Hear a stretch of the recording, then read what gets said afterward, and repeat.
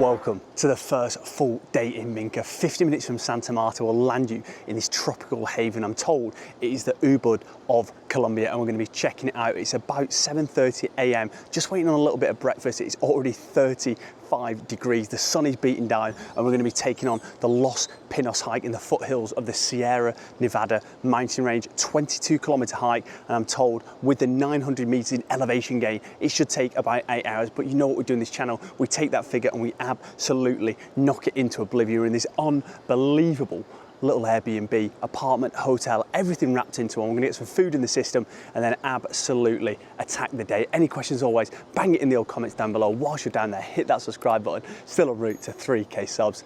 Let's get after it, baby.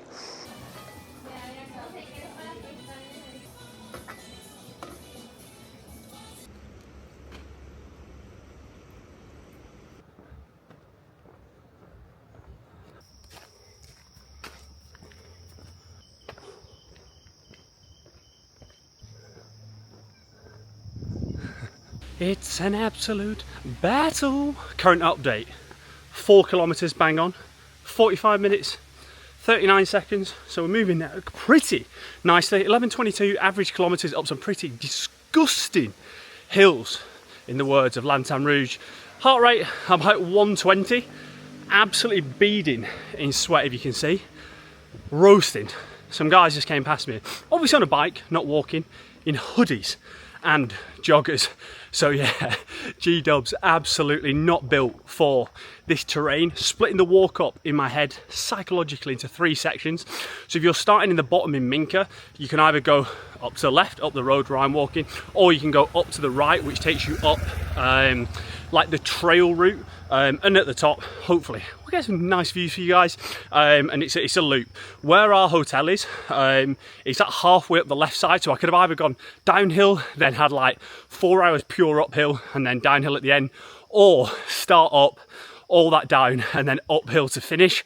Didn't really know what was the best psychologically. It probably made more sense to get the all the uphill done in the middle, but you know what, thought we'll start up. We'll get a big fast section in the middle and then we'll finish strong at the end. But just walking up here now, a little question for the people watching. If you travelled Asia, if you travelled South America, where do they treat dogs better? The first time here in South America where I've just absolutely shit my pants. Actually, there's another dog in front of me now, so hopefully this bloke doesn't come for me as well. There's a guy having his nice little morning coffee, just chilling, relaxing, a little bit of music. Turned around to wave at him, and his dog just came bolting out the out the thing, and absolutely scared the life out of me. There's another little fella here, but hopefully he doesn't. I feel as if the dogs, they always know. Em absolutely loves dogs. I don't mind them, but they always just come and sit with me. They can sense it. They can sense the fear. But honestly, this dog came flying off the top ropes.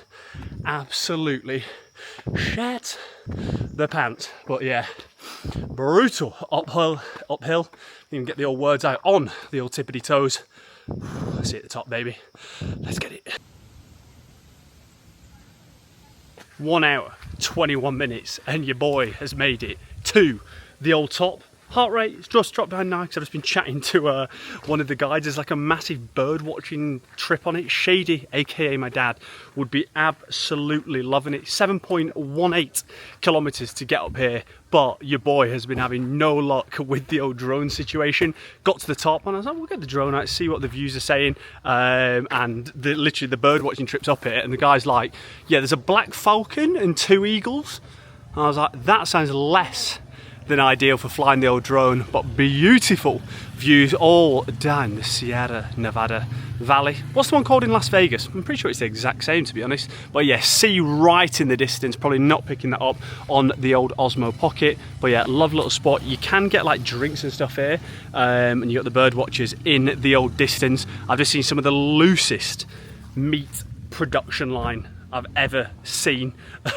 Some bloke just chopping up like a cow on the side of the road. That sounds less than ideal. But yeah, I asked the guy, he reckons it is 4 hours from where I am now down to the bottom of Minca. So again, we've got another little time to attack, to get involved with. If we get a little bit further and there are no birds, I'll get my bird, aka the drone, up in the sky because the views are looking pretty majestic, but made good headway so far.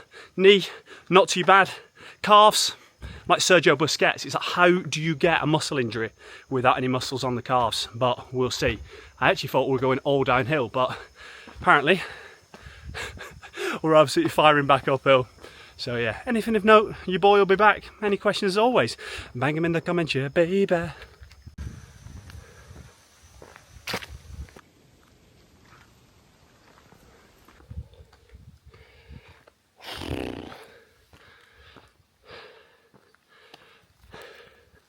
We thought we were at the top.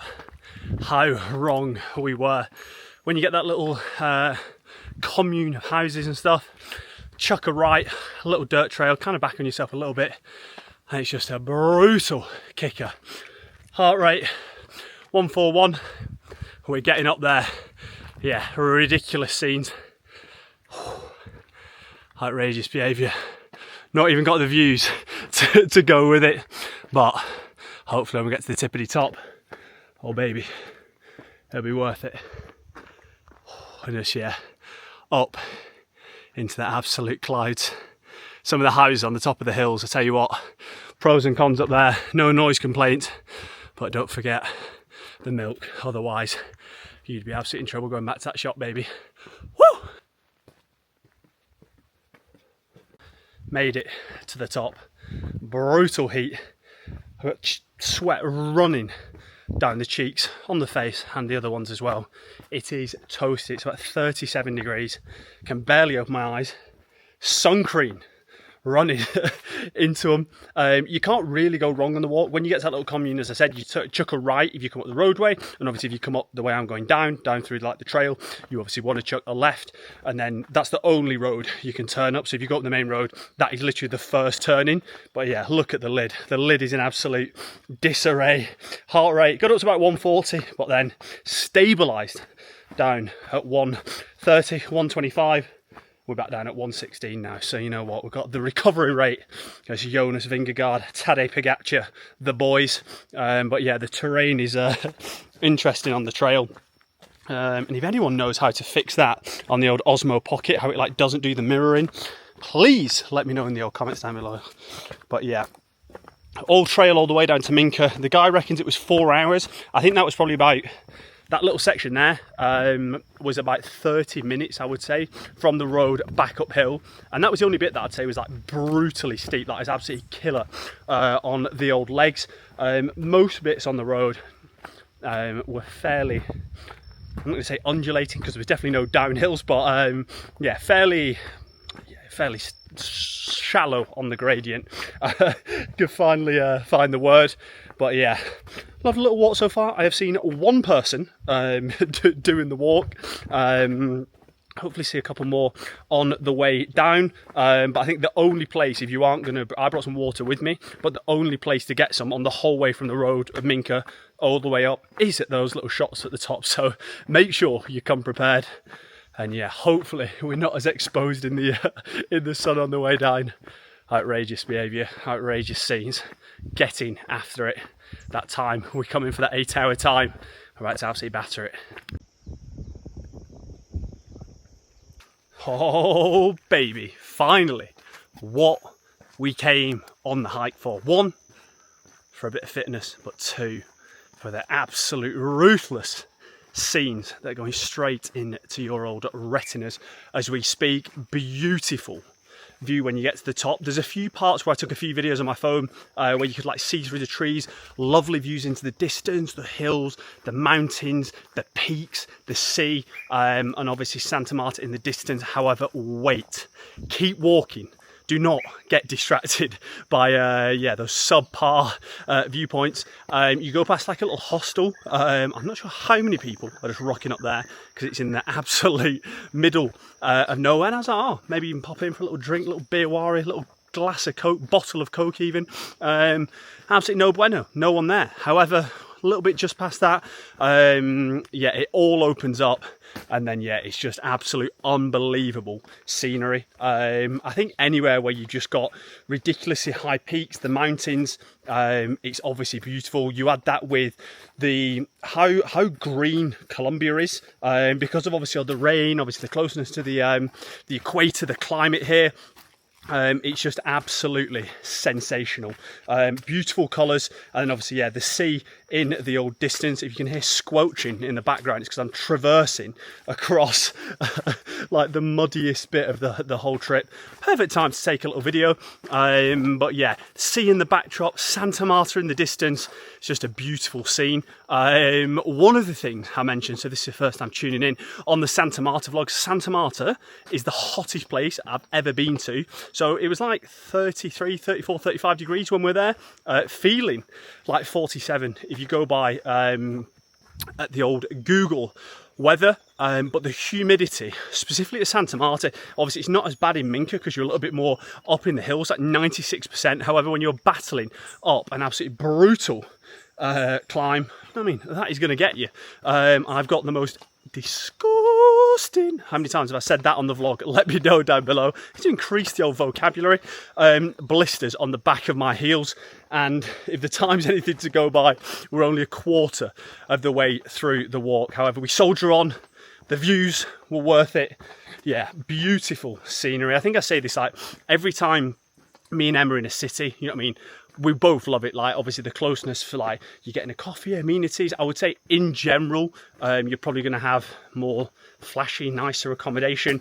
But as soon as you get out into the wilderness, into the unknown, into the mountains, into the national parks, in any country in the world, it's just beautiful scenery. Very similar to Rivington Pike. If anyone's been to Bolton, hell of a lineup, hell of a spot, hell of a view. But yeah, quarter of the way through. Beautiful so far.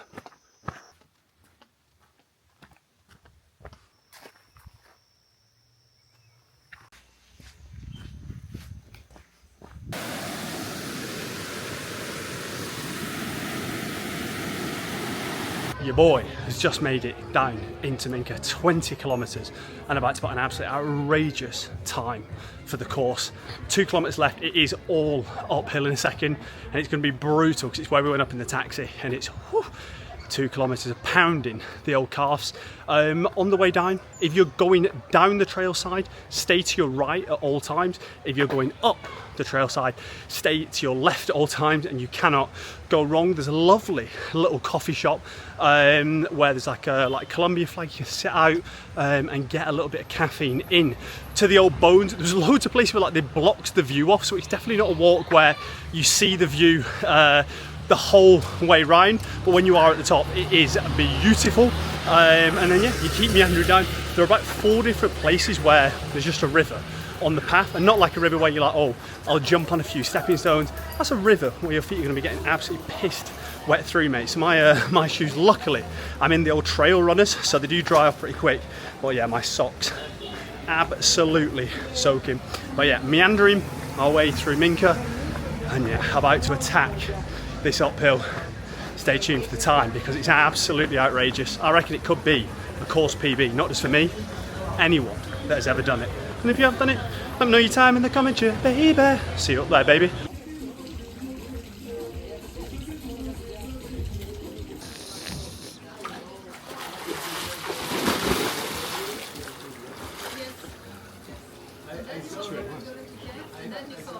Went back, reviewed the estimated time. It does say 6 to 8 hours online. The lady said to me 8, and obviously we put some serious damage into that. 3:56, obviously we'll overlay it on the screen now. I think you can easily do it in that time. I was walking pretty fast, but you know, we could have eked out a few extra seconds here and there. Lovely little walk, lovely view at the top. I would walk up the road and down like the trail bit, walking up the trail bit where it's all a bit like muddy, and walking through the river straight up first thing. That would be less than ideal, mate. But we got back, chilled, relaxing all afternoon, just in the pool, as you can see behind me now. Got in here this afternoon when I was absolutely stifling hot in the middle of the day, which was delicious because it's pretty much an ice bath in there. We've been in the mist of the rainforest today, ridiculous scenery behind me, and we fired up a little bit of lunch action. To be fair, we're like right up in the mountains, but the food that they offer here is actually pretty banging. We went for a little chicken schnitzel number, and they do this little barbecue chicken as well with a little mango, just all sorts of goodness in the words of Emma King, the basmati rice. So yeah, top draw day. Goes hand in hand with yesterday about getting after it more. Tomorrow we're either going to do a little cooking class or a coffee tasting. We're just waiting to lock in the one which is actually going to take us, come pick us up. So yeah, the content is going to be coming thick and fast. Thoughts, questions on the old hike, anything you want to know about Minca Colombia, bang it in the old comments down below. Whilst you're down there, hit that subscribe button. Still en route to 3k subs. Remember, baby, the chef is always cooking. Let's get it.